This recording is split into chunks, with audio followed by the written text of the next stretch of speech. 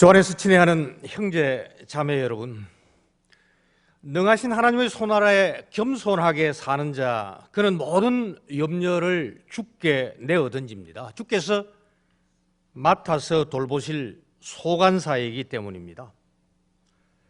그러나 본문에 나오고 있는 이 디아스포라 유대인들은 기득권을 과시하는 교만한 자들입니다. 공권력자들이 아니면서도 거류민과 나그네입니다. 예수님을 설교한 바울을 향해 돌로 죽도록 쳤습니다. 사실 이들은 동방 박사들이 행하였듯이 구유에서 짐승처럼 하찮게 오신 메시아를 겸손하게 경배해야 했습니다. 바울 사도는 박해를 당하면서도 겸손의 원형인 예수님을 따라 되받아치지 않았습니다. 그는 선동하는 자들의 교만을 이기고 하나님의 높임을 받아 승리하고 첫 선교 여행에서 교회도 세우고 장로들을 세우고는 성과를 거두었습니다. 바울 사도는 루스드라에서 이 안전뱅이를 고쳤습니다. 그곳 사람들이 그와 바나바를 신들이 사람의 형상을 하고 내려왔다 여기고 제사를 지내려고 하였습니다. 그러나 두 사람은 그런 선동을 거부하고 옷을 찢었습니다. 자신들이 아니라 하늘과 땅을 지으신 창조주 하나님을 설교하였습니다. 선동 좋죠. 인기 없습니다. 추종자들이 생깁니다. 눈을 감고 제사를 받았다면 어땠을까요? 타협했겠죠. 그러면 환란 없습니다. 이 사람들의 지지를 받고 돌도 맞지 않았을 것입니다. 첫 번째 선교 여행입니다. 우리 지도를 한번 보겠습니다. 첫 번째 다른 지도를 한번 보겠습니다. 이게 지금 지난주에는 여위에 있는 거류민과 나그네 신자들에 대한 편지를 우리가 읽었습니다. 이제는 이게 특히 지금 남부지방입니다. 보시다시피 이 산악지방이고요. 상당히 높은 고원지대입니다. 800-900m 그리고 2000m가 넘는 산들도 많은 지역입니다. 여기에서 배를 내려가지고 이렇게 올라갑니다. 여기가 비시디아 안디옥입니다. 여기점이 이고니온이고 여기점이 지금 문제가 되고 있는 루스드라입니다. 그리고 더베가 이 지역입니다. 다음 지도를 한번 볼까요? 버가에서 내려가지고 비시디아 안디옥으로 갔다가 이고니온으로 가서 사실 이 표시가 정확하지가 않습니다. 루스드라가 여기쯤 있습니다. 그리고 더베로 갔다가 다시 루스드라로 돌아와서 이고니온 안디옥으로 와가지고 아탈리아에서 배를 타고 여기 수리아 안디옥으로 돌아갑니다. 요 무라라는 이름은 사도행전 27장 5절에 나오는데요. 산타클로스가 실제로 생존해가지고 목회했던 지역입니다. 3세기 말에부터 4세기 초여까지 활동을 했는데 산타라는 말 자체를 사실 우리가 써서는 안 됩니다. 뭐 관습이 됐으니까 우리가 쓰지만은 그것은 바로 성인 숭배, 세인트, 성인 숭배의 중세의 잘못된 관행을 거기에 담고 있죠. 그리고 이 16장 1절을 보면은 2차 전도 여행에서 바울 선생이 루스드라에 출생하였던 디모데를 데리고 자기의 아들로 삼고 후계자로 삼았습니다. 자, 유대인들이 비시디아 안디옥 거기에서 바울을 회방 놓았습니다. 쫓겨갑니다. 이고니온으로. 유대인들이 다시 따라옵니다. 거기에서도 회방을 놓았습니다. 다시 쫓겨가지고 루스드라로 갑니다. 거기까지 따라왔습니다. 급기야는 범법을 행합니다. 바울 사도를 돌로 쳐 죽였습니다. 여기까지 원정 와가지고 유대인들과 그리고 거기 토착민인 이방인들을 충동질했습니다. 이 루스트라 지역은 갈라디아라고 성경에서 알려져 있는 지역인데 아마 여러분들이 켈트라는 말로 익숙한, 그래서 여기에는 로마 언어인 라틴어도 아니고 헬라어도 아닌 바울이 설교하니까 통역이 필요한 그런 지역이었습니다. 그러나 다시 산 바울은 태연하게 악으로 갚지 않고 선으로 이기고 다시 피합니다. 그곳에서 되돌아 루스트라, 이고니안, 안디옥에 이르러 성도들의 마음을 굳게 하고 그리고 믿음에 머물라 권하였습니다. 오늘 설교의 요절이 22절입니다. 우리 같이 성경으로 저기 나왔네요. 시작.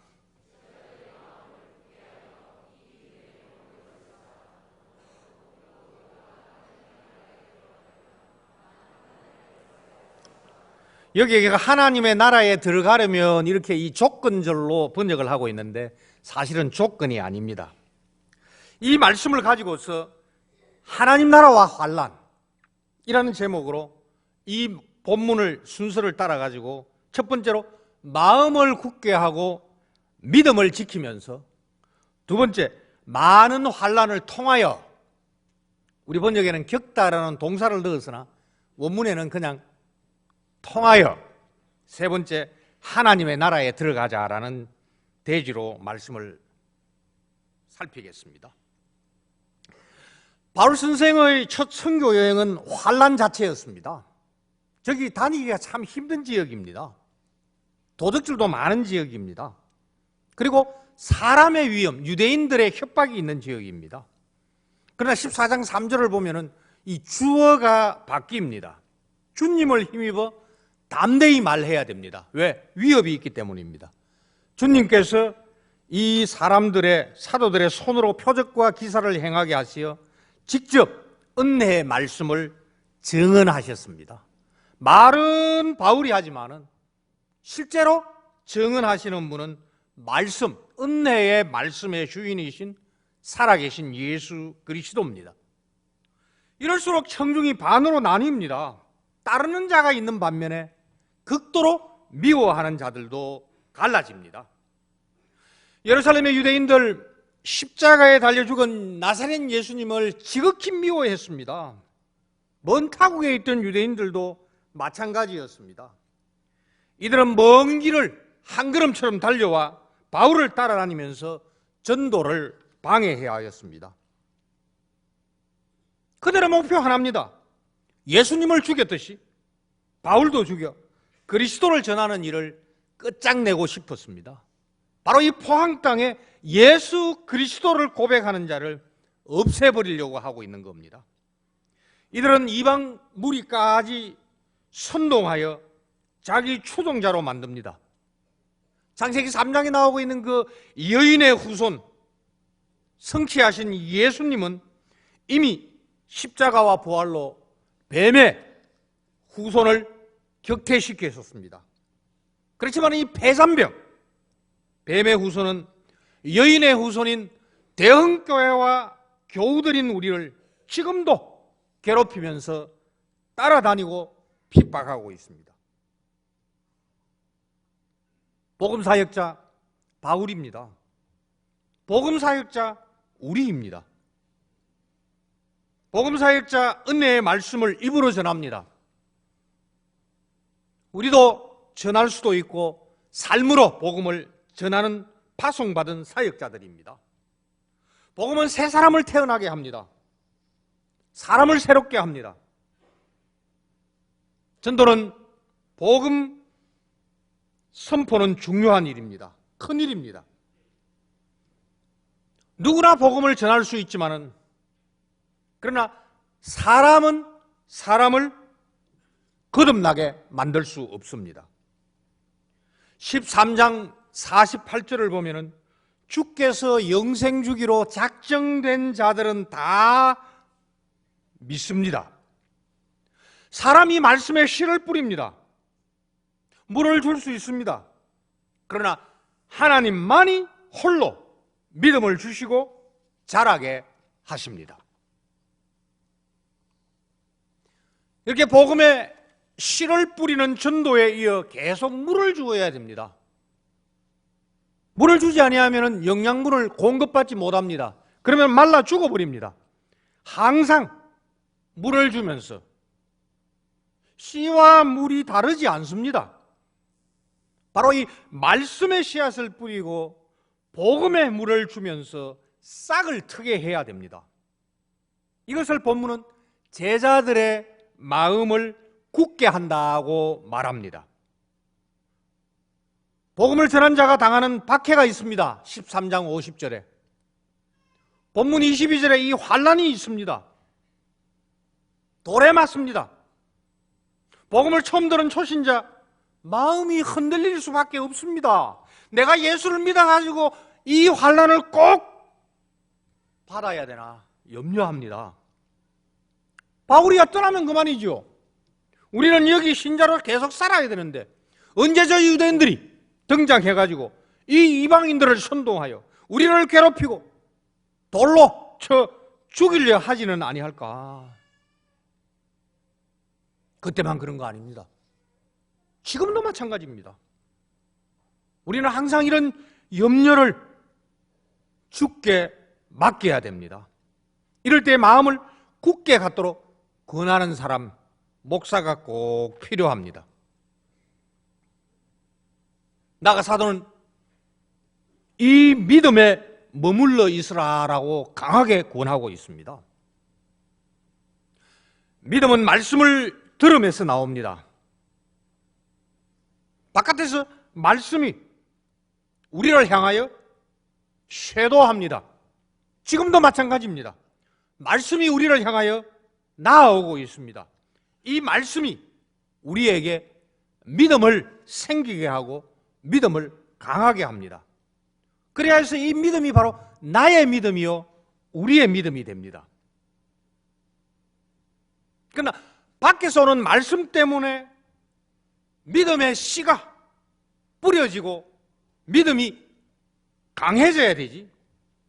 그냥 우리 속에서만 믿음이 나온다면 흔들릴 수밖에 없습니다. 우리도 우리 자신을 못 믿습니다.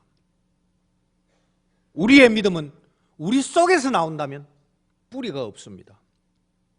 바깥에서 우리를 향해 오는 이 말씀이 우리 속으로 돌진하여 믿음을 창조합니다. 이 말씀이 믿음의 뿌리를 내리게 합니다. 이 말씀이 뿌리가 내리고 있는 이 믿음을 지금도 강화시켜 줍니다. 왜 바울이 돌 맞았죠? 왜 바울이 박해받았습니까? 왜 지금 환난을 겪고 있죠? 착한 일 했기 때문입니다. 안전뱅이를 걷게 한 선행을 했기 때문입니다. 그런데 보십시오. 14장 9절을 보면 안전뱅이는 바울이 말하는 것을 들었습니다. 바울의 설교를 들었습니다. 바울은 이 안전뱅이에게 구원받을 만한 믿음이 있는 것을 보았습니다.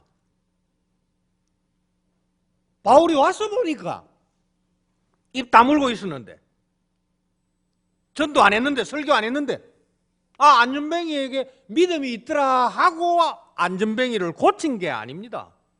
바울이 예수님을 전했습니다. 복음의 씨앗을 뿌렸습니다. 바로 그 순간 안전뱅이에게 구원받을 만한 믿음이 생겨난 겁니다. 그것을 바로 복음을 전하는 씨앗을 뿌리는 농부 사도가 알고서 그를 고쳐주었습니다. 이처럼 말씀이 우리 바깥에서 우리 속으로 와 믿음을 창조합니다. 이것은 14장 1절에도 나옵니다. 바울은 여러 지역을 다니면서 복음을 전했습니다.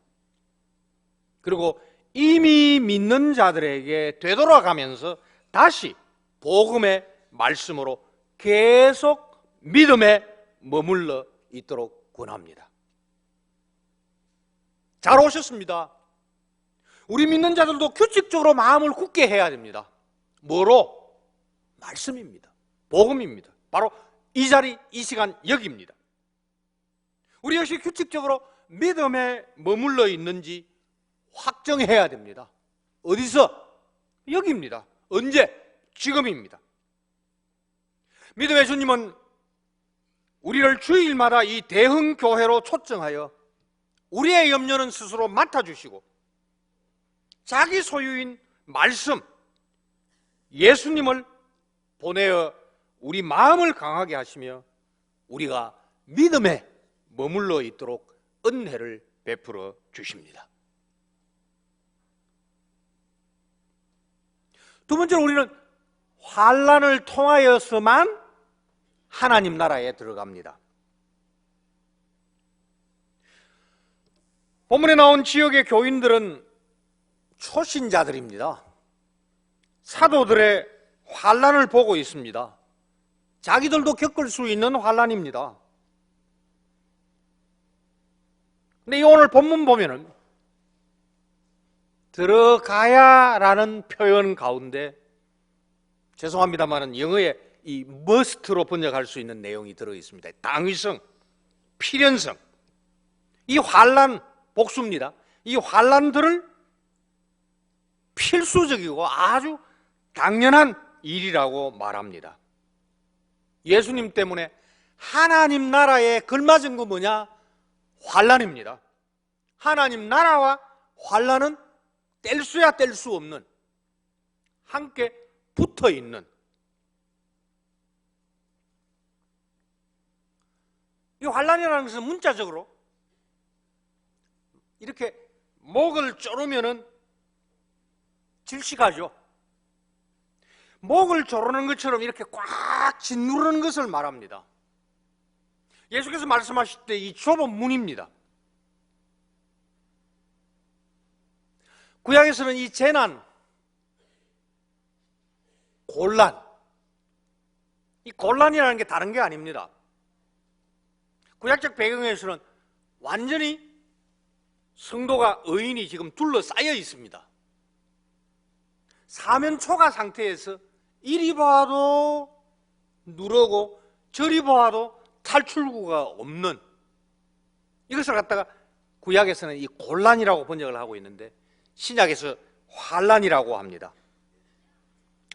고난으로도 나타납니다. 박해. 세상이 노출된 신자들을 향하여서 의도적이고 조직적으로 때때로 법까지 만들어서 가하는 구체적인 공격을 가리켜서 박해라고 합니다. 여기에서는 분명한 공격 대상이 있습니다. 노출되어 있는 신자입니다.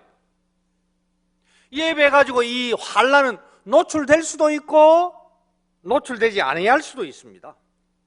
오히려 노출되지 아니한 환난의 대상, 우리죠. 바로 예배당 바깥으로 나가면 우리가 꼭 이름표를 붙이고 대흥교회 1학년 1반 유아무개라고 붙이고 나가지 않습니다. 노출 안 됩니다. 때로는 우리가 노출될 수 있죠. 이 점에서 박해는 가혹하지만은 환난은 가혹할 수도 있고 덜 가혹할 수도 있고 박해보다는 범위가 훨씬 넓습니다. 이것은 한마디로 이 말씀 때문에 겪는 어려움입니다. 유대인들이 바울을 따라다니면서 한순간도 놓지 아니하고 괴롭히는 것이 환난이듯이 환난은 한순간도 우리를 가만히 놓아두지를 않습니다. 우리 달란트 우리 게 아닙니다. 받았습니다. 우리 능력 주께서 주십니다. 우리 기회, 우리의 시간이 아닙니다. 시간의 주인이 하나님이십니다. 우리 것이 아닌 달란트, 능력, 이 모든 기회를 그리스도 때문에 쓸까 말까 고민하고 실천하는 것이 환난입니다.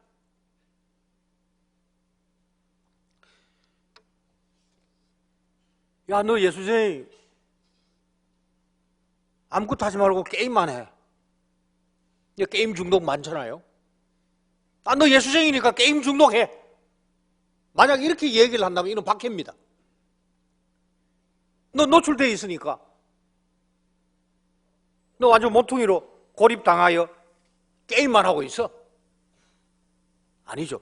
노출 안 된 상태에서 내가 게임에 다른 박질을 합니다. 컨닝. 야, 너 예수쟁이, 너 계속 컨닝해. 내가 감독할 거야. 너 컨닝 하는지 안 하는지. 그럼 박해입니다.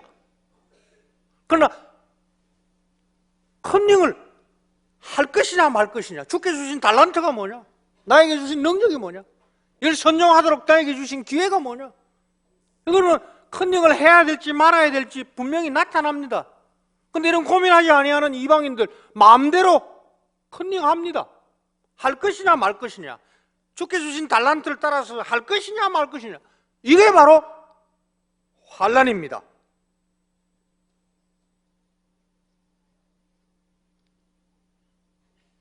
게으른 거. 야, 너 예수쟁이, 너 오늘 아무것도 하지 말고 가만히 서가지고 있어. 그렇게 얘기하면 박해입니다. 근데 우리가 육신이 약해서 게으릅니다. 주께 주신 달란트가 있고 사명이 있고 그리고 우리의 도움이 필요한 이웃이 있음에도 불구하고 아무것도 하지 아니하는 거.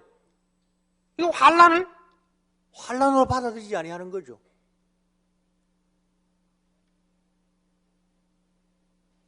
과식하는 겁니다. 야, 너 예수쟁이, 너 실컷 먹어. 아무것도 하지 말고. 그래가지고 풍선처럼 확 해가지고 확 터져 죽어버려. 막 그렇게 얘기하면 이게 박해입니다. 근데 우리에게 그렇게 얘기하지 않습니다. 그럼에도 불구하고 우리가 과식합니다. 아니, 뷔페라는 거 이거 말이에요. 참 어쩌다가 가야 되지만은 말입니다. 가면은 본전 생각하고 과식하죠. 우리가 건강한 먹거리를 정확하게 소비할 수 있는 거, 이거 환난입니다. 혼전 성관계, 혼외 성관계, 시기와 경쟁심, 잦은 고소와 고발, 과잉 생산과 과소비, 가짜뉴스 생산과 유포, 어느 하나 한순간도 우리의 생각, 우리의 말, 우리의 행동에 환난이 떠날 날이 없습니다. 수능 되니까 새벽기도 많이 오시던데요. 오늘 10명밖에 안 오셨더라고요. 그러시면 안 되죠. 여전하게 오셔야 되겠죠. 집에서 자녀 교육하는 거, 학교에서 자녀가 교육받도록 하고 어느 대학 가고 어떻게 할 것인가에 대하여 이게 다 환난입니다. 마태복음 7장 14절 말씀 우리 한번 같이 읽어보겠습니다. 저기에 사실은 환난이라는 말이 들어있습니다. 시작.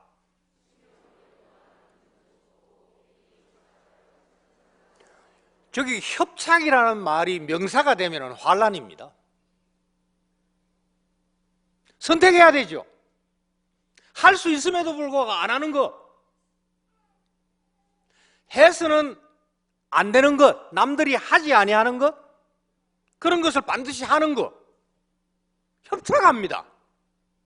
많이 생각해야 됩니다. 지혜가 필요하고 능력이 주어지지 아니하면은 치고 나갈 수가 없습니다. 우리는 애초에 협착된 길을 걸어가야 되는 환난을 사명으로 받은 자들입니다. 예수님처럼 사도행전 10장 38절에 보면 두루 다니면서 예수님이 선행을 행했습니다. 바울처럼 안전병이 고치는 착한 일을 했습니다. 예수님처럼 바울처럼 우리도 착한 일을 하고 환난을 받는 겁니다. 안 하면은 안 받죠. 우리는 하고 받아야 됩니다. 환난에 반대되는 거 고난 없는 형통입니다. 무의도식입니다. 관행과 습관입니다. 극한 방탕의 다름질을 따라 아무 생각 없이 그냥 밀려가는 겁니다. 이처럼 멸망으로 인도하는 문 큽니다. 그 길은 넓습니다. 그리로 들락거리는 자 많습니다. 편합니다.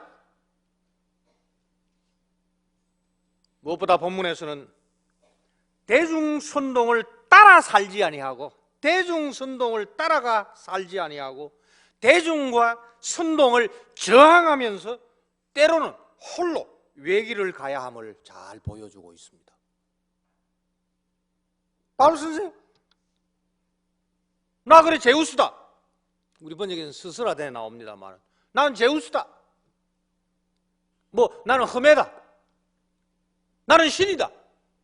너희들 꼼짝 못해? 너희들 내한테 죽을 수 있어? 대치지 않았습니다. 그냥 피했습니다. 왜? 대중과 선동은 한순간에 막을 수가 없습니다. 예수님까지 죽인 사람들인데, 사도 하나 정도는, 예수님도 죽이고 사도도 돌로 쳤는데, 예수쟁이 하나인 우리를 이방인이, 뱀의 후손이 마음대로 할 수 있겠죠. 그러나 본문처럼 우리는 선동을 따라가면 안 됩니다. 선동하면 안 됩니다. 외길을 가야 됩니다. 환난은 종말의 표시입니다.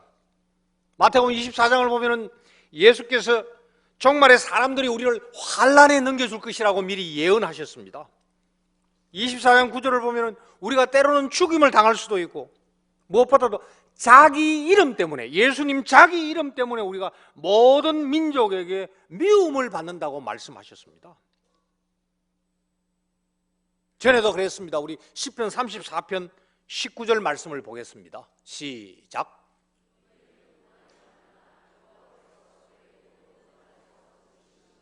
예, 의인들은입니다. 환난이 많습니다. 이 말씀 예수께서 성취하셨습니다.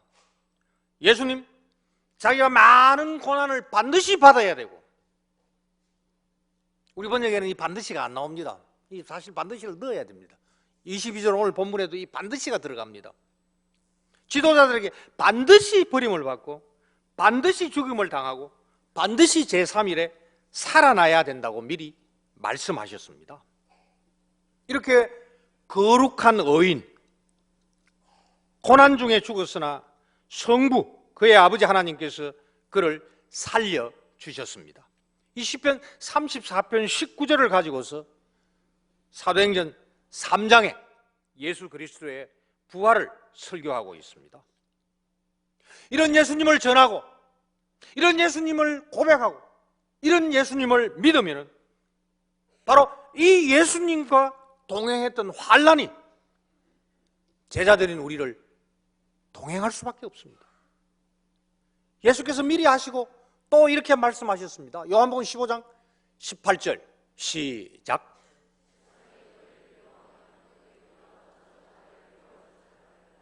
예수께서 미리 하셨습니다. 자기 이름 때문에 모든 민족에게 미움을 받을 것이라. 그러나 그때 기억해라. 너희를 처음으로 세상이 미워한 것이 아니라 나를 먼저 미워했다. 그렇다면 신자는 미움을 받습니다. 배신을 당합니다. 혹 죽임을 당할 수밖에 없습니다.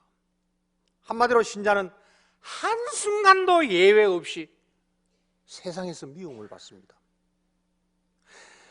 미혹을 받습니다. 시험을 받습니다. 우리 주위에 거짓 선지자들 많습니다. 이단만 거짓 선지자일까요? 이단이 아닌 정상적으로 사역한다는 목사들 가운데서도 거짓 그리스도, 거짓 선지자들이 점점 많아지고 있습니다. 이들이 일어나 큰 표적을 행합니다. 무리를 몰고 다닙니다. 그러면서 택한 심을 받은 대흥교회 우리조차도 미혹하려고 합니다. 마태복음 24장 24절. 우리 대적 마귀는 우는 사자같이 두루다니면서 지금도 삼킬 자를 찾고 있습니다. 따라서 우리는 시험에 들지 않게 해달라고 쉬지 말고 기도해야 됩니다. 쉬지 말고 어떻게 기도하느냐고 질문하시죠? 눈 감고 새벽기도 하듯이 24시간 기도해야 되느냐? 아닙니다. 환난이 한순간도 우리를 편하게 해주지 않기 때문에 우리는 기도하지 아니하면 넘어갑니다. 속습니다. 저항할 힘이 없습니다. 눈치 봅니다. 담대와 정반대가 되는 두려움에 빠집니다. 우리는 한순간도 놓치지 말고 쉬지 말고 기도해야 됩니다. 환난을 이겨야 됩니다. 왜 세상이 우리를 미워할까요? 왜 우리를 미워하려고 할까요? 왜 삼키려고 할까요? 우리의 족보가 다르기 때문입니다. 자기에게서 나온 자가 아니기 때문입니다.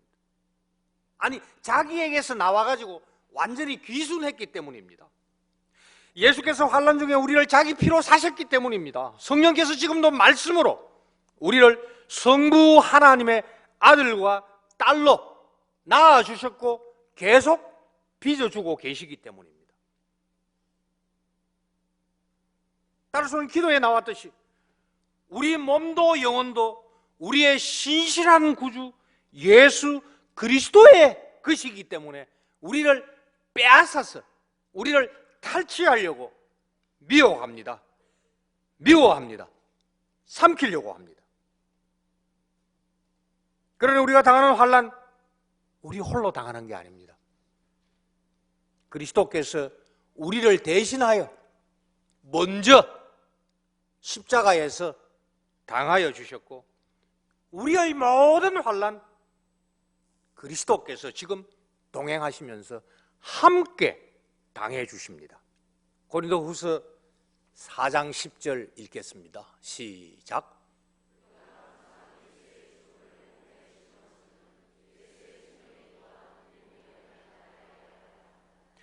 환난을 통하여서 하나님 나라 들어간다면 우리가 이와 같이 죽음을 짊어지지 아니하면 우리에게 생명이 없습니다. 세상에 대해서 죽어야 되죠. 그게 바로 환난입니다. 그래야 하나님 앞에서 의에 대하여 산 자들이 그리스도의 이름으로 되는 것입니다. 이처럼 신자는 한순간도 고난과 환난에서 면제받을 수가 없습니다. 항상 우리는 예수 그리스도와 동락하는 삶을 삽니다. 이것을 로마서 8장 35절은 이렇게 강변하고 있습니다. 시작.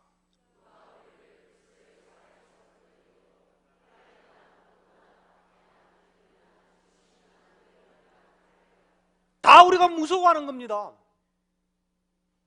다 우리가 두려워하는 겁니다. 환난 유쾌하지 않습니다. 공고 개운하지 않아요. 박해 피하고 싶습니다. 기근, 적신, 위험, 칼 다 피하고 싶습니다. 그러나 이 환난과 공고와 박해, 바로 이것은 우리를 그리스도와 더 진하게 연합시켜주고 우리가 그리스도와 하나인 것을 확인시켜 줍니다. 이런 것이 없으면 우리는 무력해집니다. 따라서 우리가 119편 72절로 고백하겠습니다. 시작. 이 고백을 통하여서 환난이 우리에게 유익하다는 것을 진정으로 삶으로 체험하시기를 바랍니다. 이제 세 번째로 우리가 환난들을 통해서만 하나님 나라에 들어가야 됩니다. 우리는 환난을 통해서 하나님 나라 백성입니다. 그런데 이 환난을 통해야 한다면 우리가 아직도 이 하나님 나라에 여전히 들어가지 못했다는 말로 들리죠. 아니면 이 환난이라는 것 자체가 조건이다 또는 근거가 돼가지고 우리 스스로 하나님 나라에 들어갈 수 있다, 그렇게 또 이해 아닌 오해를 할 수가 있습니다. 즉 우리가 아직도 하나님 나라 백성이 아닌가? 문제는 장래가 아니라 지금 도대체 우리는 누구의 나라에 살고 있느냐? 하나님 나라에 살고 있느냐? 마귀의 나라에 살고 있느냐?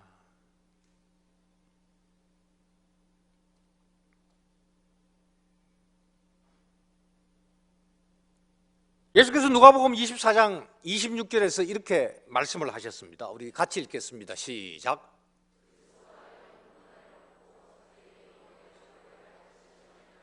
저기에도 들어가야 한다라는 말이 미래형으로 나와 있는 것이 아니고 당위성입니다. 머스트입니다. 예수님은 반드시 고난을 통하여 반드시 죽어야 되고 반드시 부활하셔야 된다고 말씀하셨습니다. 왜 반드시를 말씀하시죠? 이 반드시에 바로 자기 아버지의 뜻이 있기 때문입니다. 이 반드시에는 아버지의 뜻을 이루어 주시옵소서 가르쳐 주신 기도처럼 아버지 하나님의 뜻이 있고 작정이 있습니다.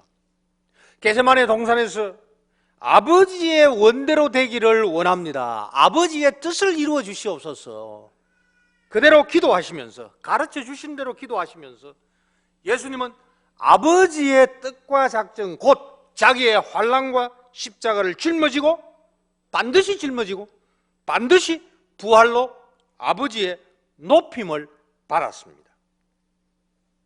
예수님은 이 고난의 잔을 피할 수도 없었고 왜? 아버지의 뜻을 알고 있기 때문입니다. 이 잔을 내게서 지나가게 해 주시옵소서. 그만큼 고통이죠. 뜻을 알고 계셨습니다. 그리하여 피하시지도 아니하셨습니다. 우리는 예수님의 길을 따라가는 제자들의 자리에 왔습니다. 오늘 본 본문에도 이 반드시가 나옵니다. 우리 역시 반드시 환난을 통하여만 하나님 나라에 들어갈 수가 있습니다. 다만 문제가 있습니다. 우리가 환난을 감당할 수 있을까요? 우리가 반드시 환난을 이길 수 있을까요? 우리 마음에는 원이지만 육신이 약하지 않습니까? 그래서 시시때때로 환난을 피하려고 하고 있지 않습니까? 누가 예수님 때문에 우리를 괴롭히려 한다면 바로 항복하지 않습니까? 이런 환난이 오면 슬그머니 꽁무니를 빼고 예수님이 지금 여기에 계시지 아니한 것처럼 세상에 아부하고 타협하지는 않습니까? 기득권을 지키기 위하여 예수님을 부인하고 선동당하면서 넓은 길에서 교만하게 범법한 적은 없습니까? 주 안에서 친애하는 형제자매 여러분, 사실 우리에게는 환난을 이길 힘이 우리 속에는 없습니다. 믿음이 말씀을 바깥에서 오는 그 말씀을 들으면서 우리 속에서 뿌리내리고 생기듯이 환난을 이길 이 힘도 말씀과 이 믿음에서 생겨납니다. 한 번 생기는 것이 아니고 시시각각 환난을 당할 때마다 생겨나야 됩니다. 예수께서 기도로 자기 아버지 하나님과 씨름하여 십자가의 고난과 환난을 짊어지셨듯이 우리 역시 환난 앞에서 이 예수님의 이름으로 성령님을 통하여 아버지 하나님께 기도하여야 환난을 반드시 이길 수가 있습니다. 환난은 우리를 한순간도 편안하게 놓아두지 않습니다. 그러나 무서워하지 마시기를 바랍니다. 두려워하지 마시기를 바랍니다. 왜냐하면 우리 앞서가신 선생이 우리를 자기 피로 사셔서 우리에게 새 생명을 주셨을 뿐만 아니라 우리가 당할 환난을 미리 아시고 우리에게 이렇게 위로의 말씀을 먼저 주셨습니다. 요한복음 16장 34절 우리 크게 읽도록 하겠습니다. 시작.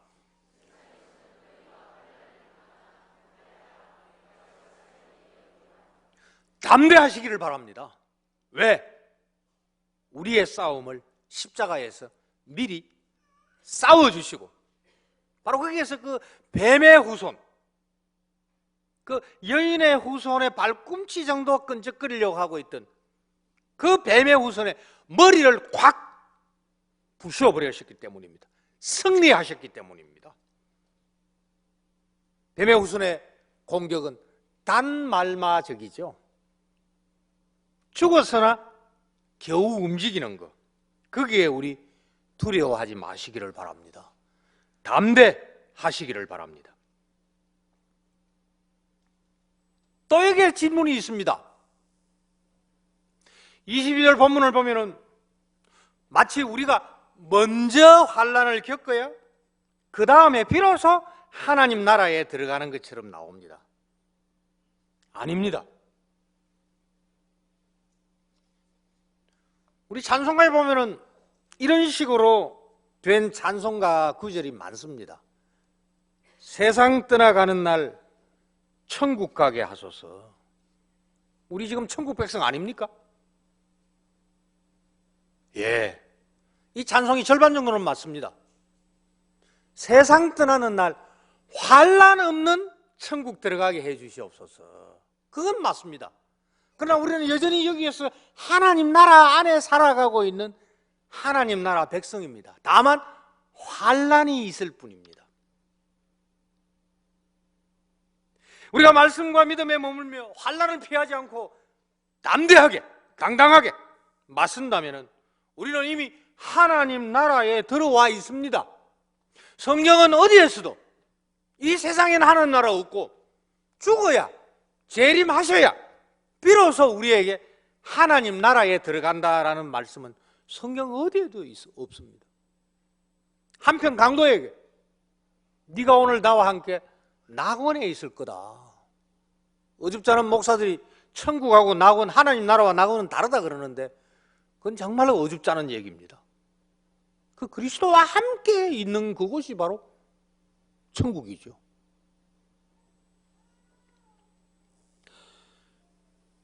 하나님 나라 들어가다라는 이것은 조건이 아닙니다.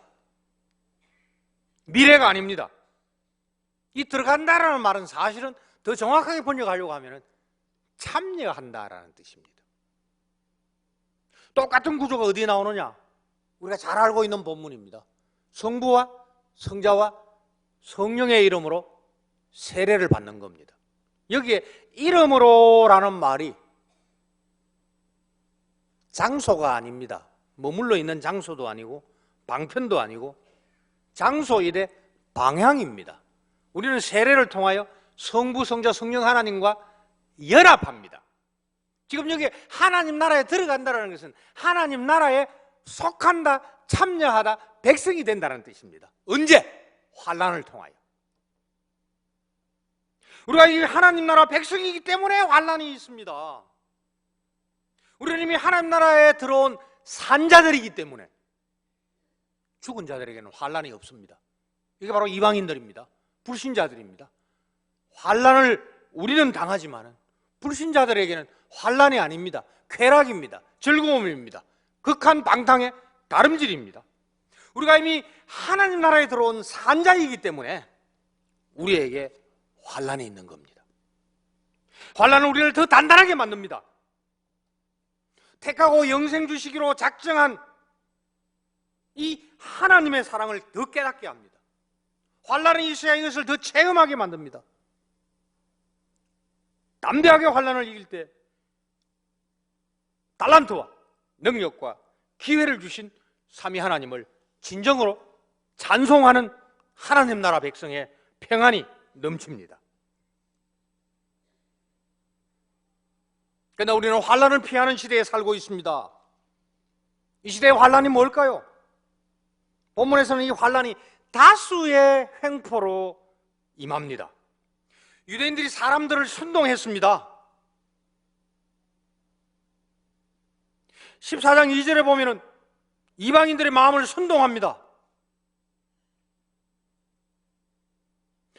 14장 19절 보면은 무리들을 충동합니다.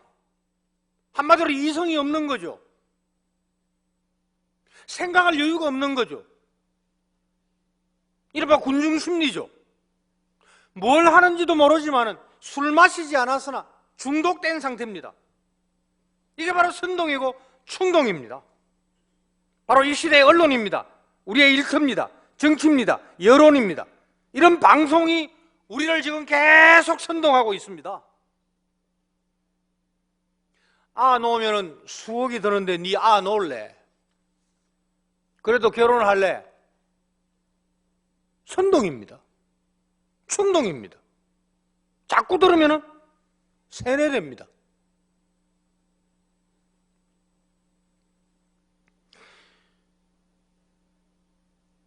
이 시대의 언론과 정치, 이래하면 편하게 살고 즐길 수 있는데, 넉넉하게 살 수 있는데 정치가 잘못됐다. 계속 선동합니다. 받은 것을 감사할 수 있는 마음을 언론이, 정치가, 방송이 잠시를 놓아두지 않습니다. 국민소득 3만 달러 이제 밑으로 내려간다. 자, 우리 그 사이에 굶었습니까? 넘쳤습니다. 이웃 도와줬습니다. 선교했습니다.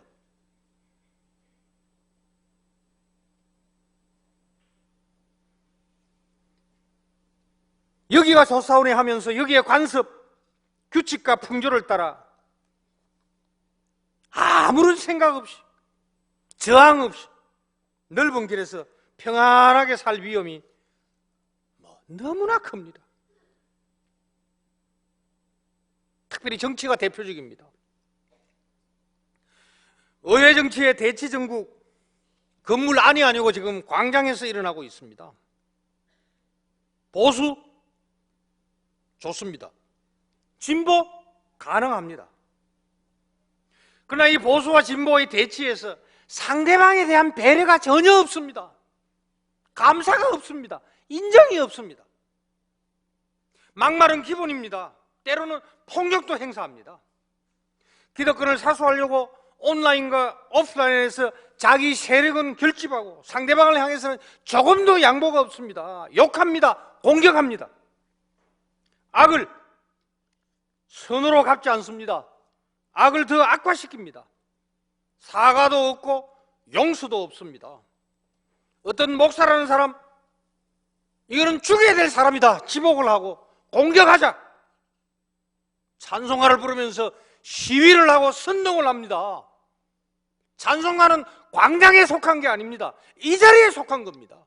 시위하기 위한 군가가 아닙니다.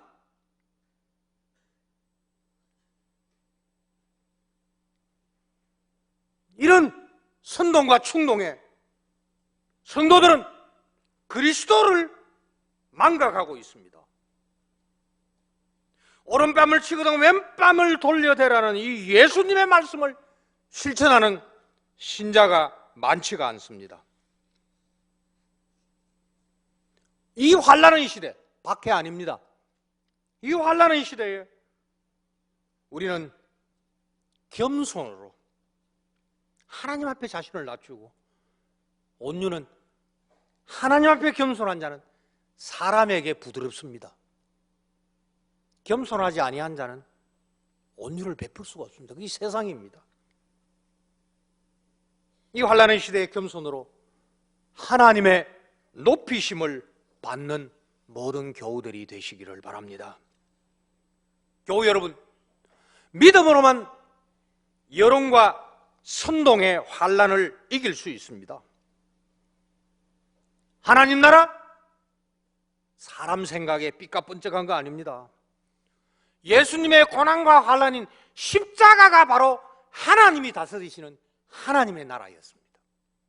그게 하나님의 뜻이 분명하게 나타났고, 그 뜻을 안 성자 그리스도 겸손하게 아버지와 동격으로 자신을 높이지 아니하고 스스로 낮춰 순종하심으로 하나님의 다스림이 십자가에서 온전하게 드러났습니다. 십자가가 하나님의 나라입니다. 십자가로 구속받고 부활로 구원받은 우리는 이것을 체험하지 못한 이방인들과는 반드시 달라야 합니다. 이전의 관습과 전통, 현재 대중의 선동과 언론의 충동질, 이 모든 환난 앞에 교회가 빛을 잃고 교인들이 맛을 잃어가고 있습니다. 그러나 그리스도 때문에 겸손하게 환난을 달게 지고 가는 대형교회 모든 교우들에게 아버지 하나님께서 계속 성령 하나님을 보내 이 환난을 이길 힘을 주시고, 사람의 표창이 아니라 하나님께서 스스로 우리를 높여 주실 겁니다. 여러분의 이 환난 승리, 반드시 환난에서 승리하여 그리스도 안에서 나타난 이 하나님의 나라가 한 주간 여러분들이 어디로 가든지 하나님 앞에 겸손하게 하나님의 다스림을 받는 바로 여러분의 몸 안에 이루어지는 이 하나님의 나라가 이 시대 포항 땅에서 왕성하여 우리를 만든 삼위 하나님께서 한 주간 여러분들의 순종과 겸손으로 영광 받게 되기를 기원합니다. 교우 여러분, 마음을 강하게 하십시오. 우리가 세상에서 환난을 당하나 담대해야 됩니다. 믿음 안에 머물러 환난을 견디시기를 바랍니다.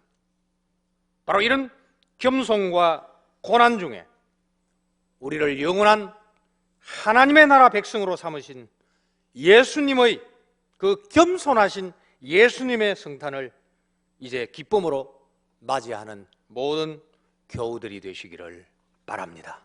아멘.